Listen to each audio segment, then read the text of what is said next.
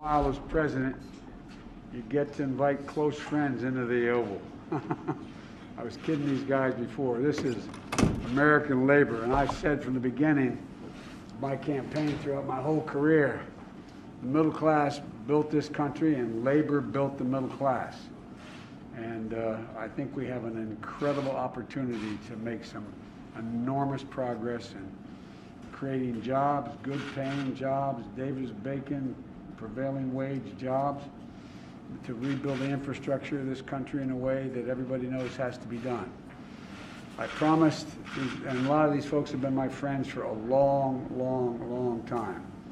As they say in parts of my state, these are the folks that brung me to the dance. And I appreciate their friendship. And as I said, when some of you weren't here when I was with the business community, I said I want to make it clear I'm a labor guy.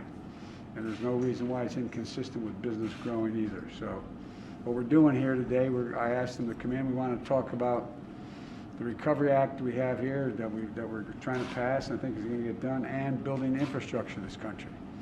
We are so far behind the curve. We rank something like 38th in the world in terms of our infrastructure. Everything from canals to highways to airports to everything we can do and we need to do to make ourselves competitive in the 21st century. And so the Vice President and I are looking forward to this meeting, and we're going to have a good conversation. And I think, American workers and the whole economy is going to grow in a way that we haven't seen it grow in a long time.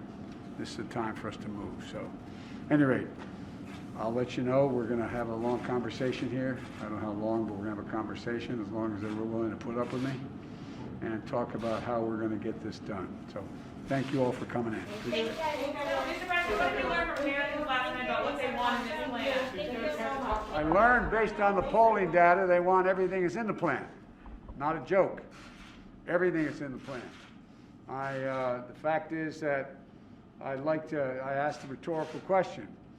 Those who oppose the plan, what don't they like?